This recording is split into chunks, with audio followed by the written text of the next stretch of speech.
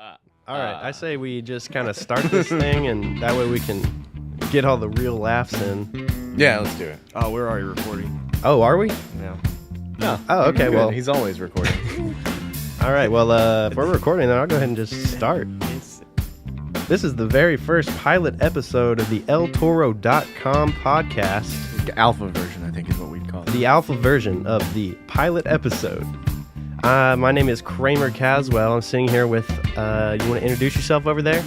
You can call me Oz. Austin Whiteley. We were having a debate earlier about do we pronounce it Whiteley or Whitley, but apparently it's pronounced Whiteley. I mean, you can be wrong if you want to. Yeah, that is true. But before we jump into the start of the podcast, I want to give a huge shout out to the Doo-Wop Shop. Doo-Wop Shop really hooked us up with some amazing gear for this podcast. Doo-Wop Shop is Louisville's premier music and audio company. They've been serving the Louisville area since 1971. So if you want to stop by the Doo-Wop Shop, they are off Eastern Parkway and Bardstown Road. You can learn more at doowop.com. So we got the infamous, the one and only David Stadler, founder of Toro.com, with us today. You guys might better know me as my DJ personality, DJ Prison Shiv. I've got a pretty prolific following on the interwebs, as it were. Very cool. Yeah, they used to call me DJ Kramer in college. Nobody called him that. Yeah. Nobody at all. I had Mom, can you call me DJ Kramer? I think that sounds pretty cool, and I think wrote if it, my friends heard it. Wrote it on a piece of paper. My mom put it on the refrigerator. It was a neat thing.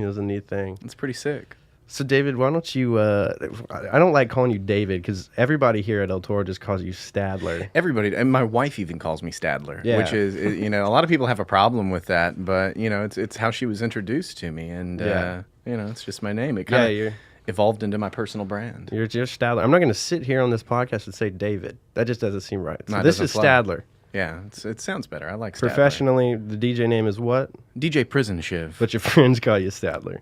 What's your son going to call you? DJ Prison? Yeah, he's probably going to call me Shiv, P. Shiv.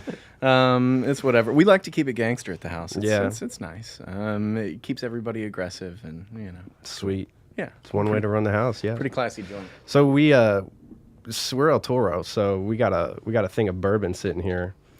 Yeah. So we're probably gonna be sipping on a little bit of juice every time we get on the microphones here. And today, Kramer has selected the bottle for us. And Kramer's a unique individual here at El Toro because he was one of the few that was actually hired on before he was of age to consume alcohol. Yeah. And he had to, go ahead and tell the story. I mean, it was... Well, yeah, it was funny. During my interview, Sean Stafford, who's another one of the co-founders here at El Toro, was telling me kind of the job description of the interns because I was coming on as an intern. And he mentioned, and a lot of times we have our interns pick up some bourbon. We stack our bourbon shelf every so often. And I was like, ooh, that might be a problem. And he's like, why is that? I was like, well, I'm only 20, so I'm not going to be able to run for probably another 7-8 months. We'd never even considered hiring somebody that was under 21, and Kramer just slipped through the cracks. And then, so, later on, a few months later, once I was 21, I think it was Maurice Zakir told me you guys had to draft up a little document for me to sign it.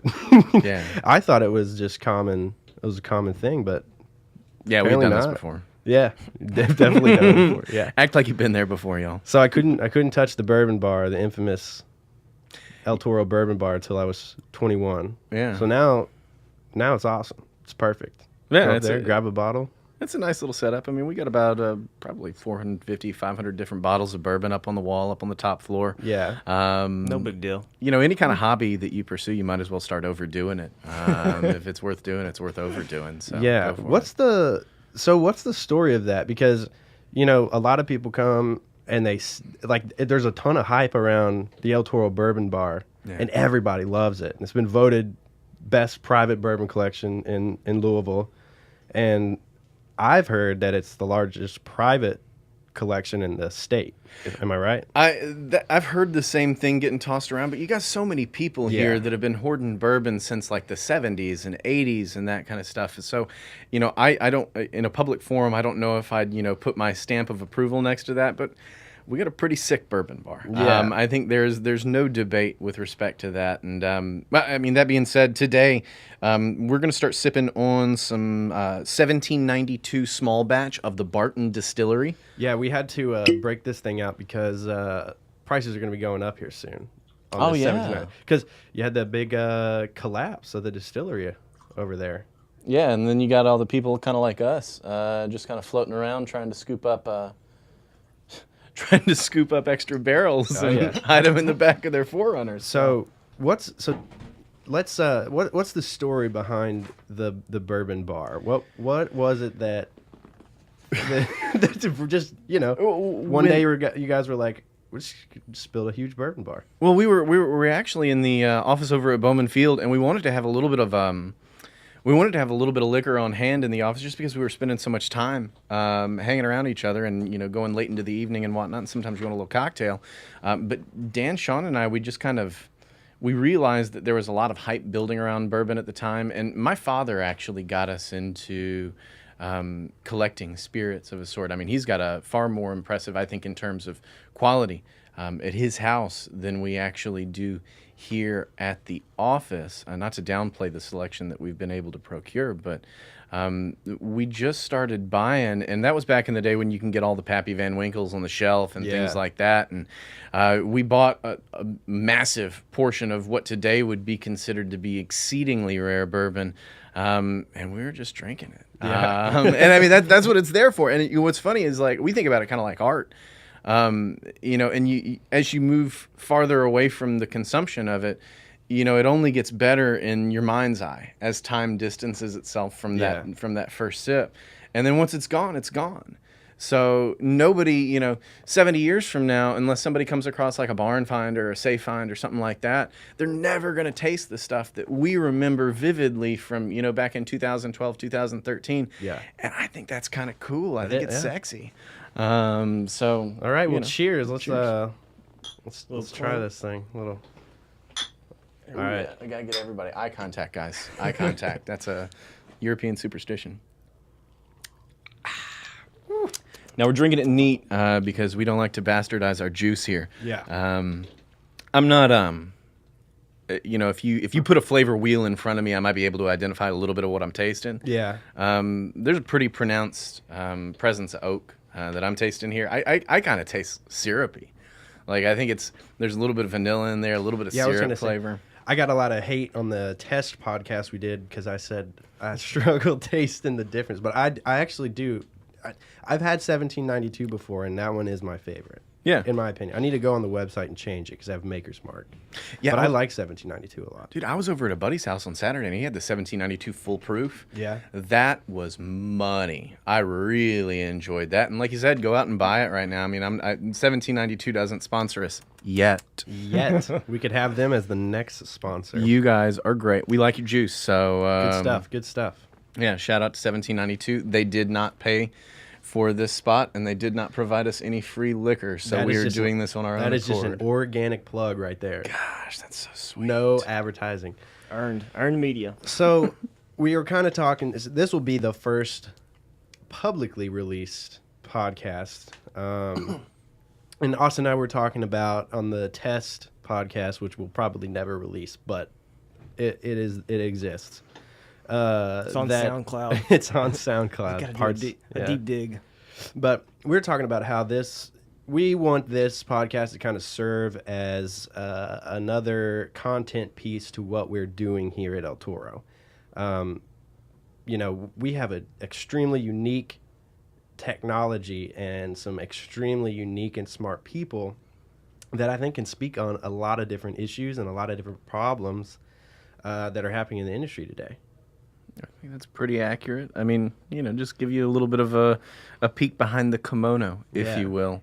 Let you know what kind of makes us tick and, kind of where our heads are at. Yeah. Yeah, and Austin had a unique thing that he was talking about how, there's a lot of things that our clients may not know, but we have people here that definitely know that, and something we don't know, there's somebody here who can speak on it. Yeah. So. Pretty much the main goal is to gather as many people who are smarter than us in the room with us. Yeah. Yeah. That's the goal. Hire people that are smarter than you. You did a good job, Stadler. I'm about as smart as a doorknob, but, fake it till you make it. Hey, doorknobs work, don't they? They do work indeed. So we had some funny stuff. We were looking at Ad Exchanger earlier and came across some headlines that I think would be kind of funny here to talk about. Yeah, so what we want to do is, as part of this podcast going forward, is we just want to talk about some current events that are occurring in digital advertising at large. So we just kind of pick a couple of articles. We give ourselves very minimal time to read over them beforehand, and we just kind of want to give a stream of consciousness take on what we're seeing here. So why don't you read the first tagline for us there, Kramer? So the first headline is PR firms start pitching programmatic. Okay. So we'll read down. PR is evolving, said Alexander Romeo Wilson. Definitely a name that sounds like he works in PR.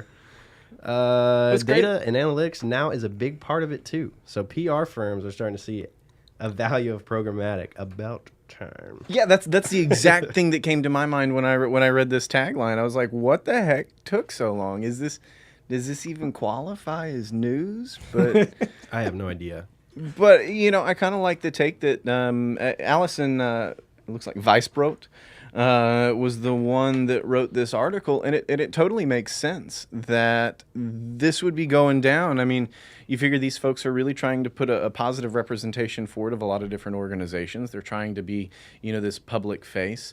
They're going out there. The first thing that kind of comes to my mind when I think about like PR firms is BP oil spill that happened in the Gulf back in the day. Like South Park did a parody of it. Poor birds. And it was just the parody of the CEO of BP on tele. I'm sorry. And it's like you've got all these manatees dying in the background. I'm sorry. And it's the first thing that came to mind. Yeah. And they're like, let's just change the brand. People will forget. Let's just add some more green, change the BP on it. We're good. Yeah, we're Cool. cool. Good. Nothing ever happened. You guys like cheap gas? Yeah, those hundreds or millions of gallons of oil. Play some Jedi mind. Nothing happened. Yeah. We're all friends here. No oil was spilled here. Yeah, that's just super interesting to me that. And so why do you think now? Why do you think that PR firms are finally starting to see a value in programmatic? Because, I think of you have GDPR happening, you have Facebook's whole debacle going on. I mean, do you think that plays into any of this? I think it most definitely does, but I mean, it's another tool that these folks can utilize to get inside or get right around our noticeable difference. I mean, if you want to, engage the population, if you want to make somebody aware that a brand exists in the world, you can't just be on television. You can't just be on radio. You've got to be, contacting folks through every channel that you can reasonably afford to contact them through. And with digital, it's just one of those things that it doesn't cost a lot of money to achieve and to target people through this. And it's a very, I've always thought, a very complimentary vehicle to expose a message to someone. So it makes total sense. They're getting into programmatic. So it's about freaking time. Yeah. Well, it's interesting because you'd have a good segue here because now Spotify that's the other headline here. Spotify hopes programmatic will dramatically expand their margins. So I think that's pretty cool. I mean, I've seen Spotify come up on some of our distribution channels in the past. I personally have kind of removed it from my channels here of late just because I don't see a lot of really quality engagement coming out of that. I mean, what are you going to click on while you're sitting there listening to some music while you're trying to bang away some work? But, that doesn't kind of... So I kind of question for our advertisers whether or not I want to do that. But... it makes total sense that they would kind of, absorb that process with a user base like they have. Well, it's interesting because I use Spotify, but I'm a premium subscribers, so I don't even. So big, must be nice being rolling rich. big dough, Richie Rich.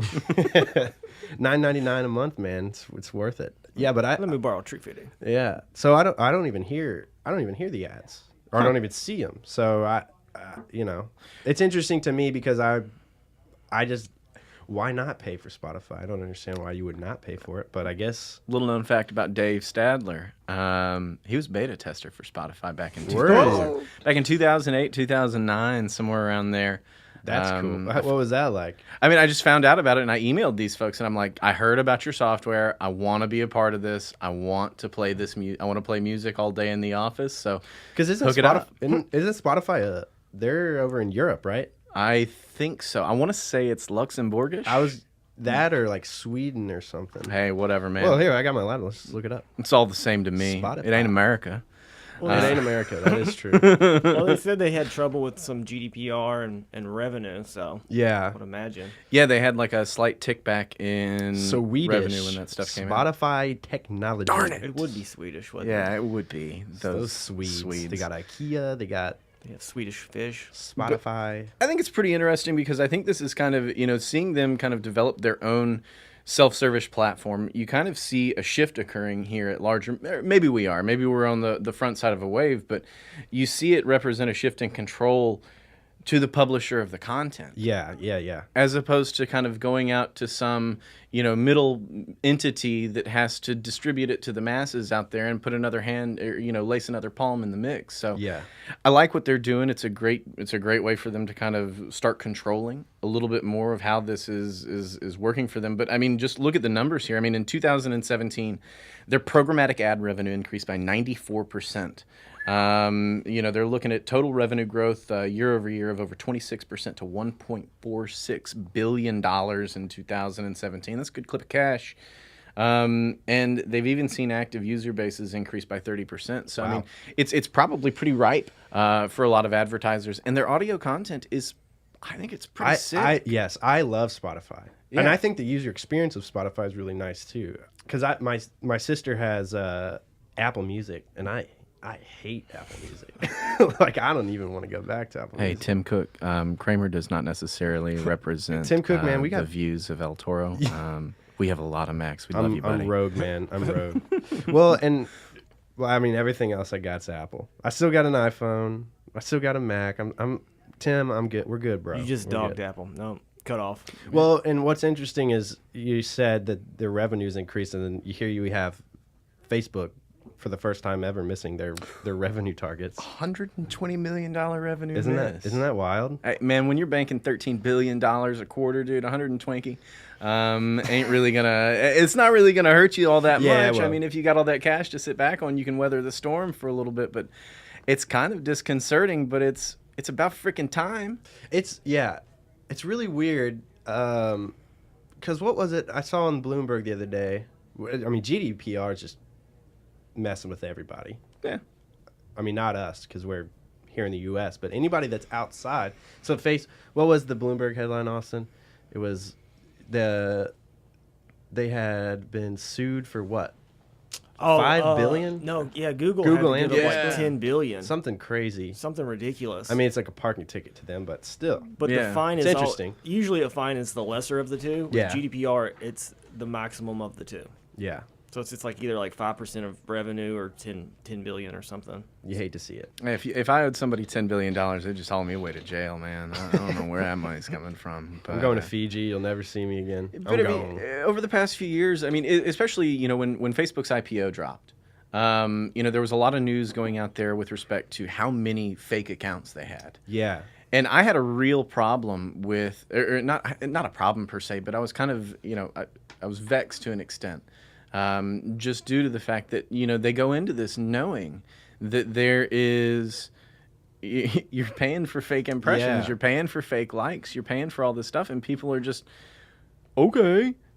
Well, and yeah, that's so weird to me. It bugs the hell out of me that people have no expectations for where they're spending their money. Well, it's just like, if you're smart, and we talk to a lot of people that are smart enough to know that they're serving fake traffic, and they just have that in their budget. They're like, yeah, we're probably gonna get some fake traffic, but I have that built out. We're good. The CTR Fantastic. Like, what? And it's weird. How do you know whether it worked? Well, I mean, we got like a 30% click-through rate on a banner ad. Man, you telling me 30 out of 100 people are going to click on your banner ad? That is not true. Yeah, But nobody's gonna click that. Hey, but when you wrap everything up in a nice, neat little box, it's But the we're- demographic they want. But it's their we're target Facebook. market. We are Facebook. It's clean. Oh, very cool. But I mean, even their CFO was even kind of setting expectations here that they expect high single-digit decreases in growth rates here over the next year. And I mean, I think it's just kind of indicative of a lot of folks getting fed up. Yeah. Not having expectations for a lot of their digital spend for so long. Oh, I got 10% higher CTR than I did last month. Everything must be going hunky-dory, and I have no idea how much money I made off of it. So, and that's kind of why we developed El Toro in the first place. Yeah, speak to that because you were there. You were a founder. So Yeah. what was the idea of the original idea of El Toro? Man, we were watching Mad Men, and we said we need to start advertising so we can drink at work. And no, really, if you look at the history, Dan, Sean, and myself, we were all in the credit card fraud space back in the day. Trying to prevent credit card fraud from transpiring on merchant accounts for small to medium-sized businesses. And if you look at it back in the day, that's kind of not a business you can be right on part of the time. You got to be right all the time because somebody's ability to pay their mortgage is dependent upon your stuff being right. And, that's kind of a principle that we kind of carried forward over the course of the next few years. And we branched out in a couple of different directions over the following years. But if you look, and we were fortunate enough to be a part of a few really cool exits along the way. But we kind of started looking at where we were spending our money, controlling these tech firms. Yeah. And what was interesting is we didn't really eat our own dog food a lot. We didn't serve a lot of online advertising. We didn't devote a lot of our budgets to that. And we kind of stepped back and we asked ourselves why. And it's because we didn't have any real traceability as to the effects of that traffic. I can see a click, I can see, traffic moving over to my website, and that's well and good. I spent some money on this click, I spent some money for this impression that ended up turning into a click and it came to my website, and that's great. But I don't know whether or not they bought. And I have no true insight other than, what some analytics engine tells me, but I don't have any empirical evidence as to who that individual is and what that individual did. Yeah. And that's really why we developed El Toro. And, if you kind of take a step back and you look at traffic at large, we directly analyze about 94% of the available inventory in the United States every single day. And we're plugged into the front side of most major exchanges out there. And when you look at it, we were back in 2013, we were looking at like high 20 billions in terms of impressions day over day. And that's display marketplace, that's US. And then, nowadays you fast forward 5 years and now we're seeing like somewhere around 80 billion plus. So where'd that traffic come from? Yeah, that the United States population didn't expand like that. Like 250 million internet users. Yeah, so if you look at it and you look at like the statistics that the IAB puts out and that Google puts out, and they say, well, the average user is going to see about 60 ad impressions a day. If you look at, we're only and we're not even looking at vice and porn traffic. Yeah, 'cause that's just regular. Yeah, that's just regular old exchanges, exchange traffic. And if you look at those broad numbers, 230 some odd million, 250 million people with access to the internet, 60 display ads a day. You're really looking at like 16, 17 billion of those ad impressions that have the capacity to represent real human eyeballs. And it's ridiculous that people are going into, the expenditure of $1 with an expectation to waste 75% of that dollar. And so we kind of saw a bit of an opening in the market through a lot of experience that we had along the way. And whereas we had previously spent a lot of our budgets in the direct mail space, I can if I spend $100,000 here, I can definitively state after this campaign is done, I made $120,000 Yeah. or $200,000. So it's like, that's something I'm going to put my name next to, because and there were 2 characteristics that we keyed on. It was traceable and it was transparent. So, I know who I'm sending mail to before I send mail, and I know who bought after they give me money. So if I've got those 2 pieces, I can attribute that success to those marketing dollars spent.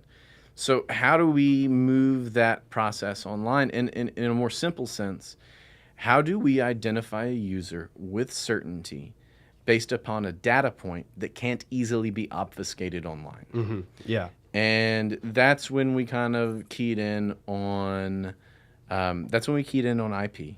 That's when we kind of realized that, well, there's a stick here that we can kind of work toward, and we've been amassing all of this first party data. Yeah.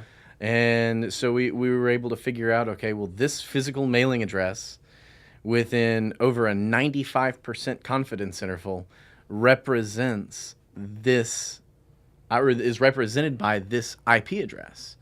So it's like, I get this information as I'm looking at the exchanges out there. So great, somebody tells me I want to target 123 Main Street and not 125 and not 121. We're able to sit there and we're able to wait until that IP shows up online, and we're able to maintain a bit of omnipresence in that user's bubble. So it's about being able to follow them wherever they go online. I'm not hamstrung to, a network. You advertise on Facebook, you're only advertising on Facebook. You go to Google, you're advertising on Google Suite. Yep. You're advertising on Google network of sites. You're advertising on their exchange only. We go through a totally different mechanism where we're exchange agnostic. Yeah. So I can follow people around, and it's about sending somebody over the edge. It's about, hovering around that noticeable difference and impressing upon them enough through enough multiple channels to inspire a conversion action. Yeah. And that's really what we wanted to do. We wanted to bring that transparency. We wanted to bring that traceability into the online space where, quite honestly, nobody had any expectations. Yeah. And obviously it's working. Yeah. I mean, dude, I mean, last year we got selected as 13th fastest growing company in North America. Yeah. So it's working. Deloitte. Yeah, Yeah. man. That's big. I mean, those Huge. are, thanks Deloitte. Appreciate that. Thanks, Deloitte. That was not paid for by Deloitte, but if they want to sponsor. Yeah, you Looking can for sponsor us. sponsors. too. We'll be number Feel one, free. Sponsored by eltoro.com. Well, yeah, no, and that's super cool. And I bet it's just awesome to you to see how it's evolved from just that initial technology of IP targeting to now where we're using geoframing technology to grab device. It's really interesting to watch. Yeah, I mean, I'm it's sure for you especially. It's incredible. I mean, I'm we were a mix of the right people, meeting each other at the right time. Oh yeah. And 3 people that were willing to embrace like an inordinate amount of risk. Yeah. And I think that's really what it. Well, and like a lot of people don't talk about. I mean, you truly were going up against the giants like Google and yeah. Facebook, and I mean that's still the case. Yeah, well, I mean, we're still only scratching at their market Yeah. share, but it comes to the thing. It's just, I don't like what's going on right now in digital advertising at large. I think that they are a massive machine that is running away with people's money in an unaccounted fashion. And we're sitting here, and we've got the capacity to say, I can spend your marketing dollars and I can prove it works. I can use sales as the main metric to prove that this operation works. Yeah.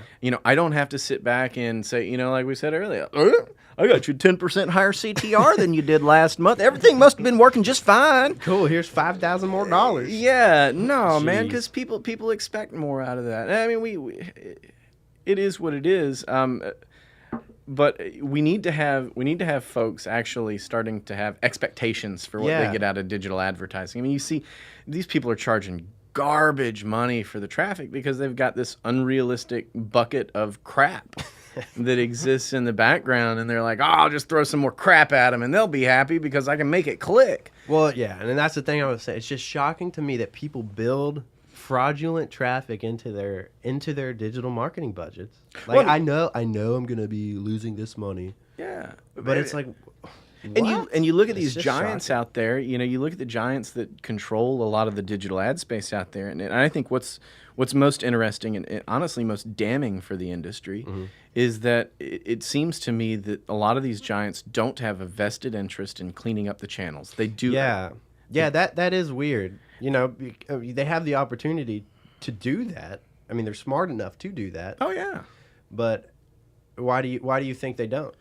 Well, I think that, once it gets to the point where you've got a lot of shareholders that have invested in your organization and they have an expectation for quarterly earnings, you can't exactly go back to your shareholders and say, hey, y'all, so that money we made last quarter, that was awesome. Yeah, we made like $10 billion. That was sweet. But I got a conscience, and man, I was wasting some money. yeah, and it sucks so bad, but 3/4 of that stuff was not human. Yeah. Per, broad math. So what we're going to do is we're not going to sell that fake stuff anymore. So shareholders axe you. Boom. yeah, out. dude, get the hell out of that Yeah. seat, man. And that's kind of the benefit to being an organization that, we bootstrapped it with our savings accounts. And we had really one group that was an outside investment in our early days to help us get off the ground. But that's kind of the difference. I mean, if you don't have to answer to some sort of financial overlord, you can kind of do what's right, or do what's right in your mind. And I mean, I'm not saying I think I'm right. Well, you heard it here first, folks. David Stadler, IP targeting, switch your budgets. Switch your budgets. Come to eltoro.com. And I mean, we're trying to stay, just in terms of, what this podcast is doing and whatnot. We don't want this to be like a constant shameless plug. We want this to be, a decent resource for folks that work in the industry. I want it to be, that's the thing about this. I mean, we're sitting here trying to figure this stuff out. I mean, I've never done a podcast. I don't think you've done one. So No, man. I just want it to be a place where I've just got that silky smooth baritone voice. Radio face. David Stadler coming at you live. Yeah, I just want it to be a place where we can bring on people and talk about stuff going on in the news and the industry, and maybe we talk about artificial intelligence and just weird stuff. But most importantly, spend your advertising money at eltoro.com. But most importantly, spend your money at eltoro.com. The only true one-to-one IP targeting platform on the internet. There you go. Patented, proven, effective. Right here in Louisville, Kentucky. How long have we been talking? Because, man, About 35 minutes. 35 minutes, man. I feel pretty good. Pretty good about that, too. I mean, I haven't even finished a whole glass of bourbon. I hadn't either. Too busy talking. Too busy talking. It meant that honestly didn't even feel like it was that long. It did pretty good. I like to listen to myself talk. I do too, yeah. a lot. I'm just like, That's why I came to you. I was like, man, I just need to hear myself talk more. I've been Stadler, mesmerized over here, so. we need a podcast. Yeah. Well, cool. I don't know. Do we want to kind of wrap this thing up? And Yeah, I would say so. trying to go for 30 minutes, 35, 40, yeah. That's that's what it is. All right, well, cool. Let's see. We're going to be back. We're going to try and do this podcast thing every Friday. Bring on different guests, talk about different topics, check out what's going on in the news. So, so we'll see you back here next Friday. I'm actually about to catch a flight, so I won't even be here next Friday. Wow. So, I don't remember signing off on that time off request. man, that's Austin, it. did you sign off on that? I've had a lot of people. Axe coming. Executioner. Yeah, Woo, seriously. I didn't even put that in the ADP. We just got that, so Yeah, you. that's an HR violation. I got to go talk to HR. Hey, what's up, ADP? We might need a sponsor. Yeah. We're not, but we could be sponsored by ADP. We got to wrap this up. I got to go talk to HR, make sure my request is in. All right. We will see you back here next Friday on the eltoro.com podcast. Thanks, folks. Appreciate your time.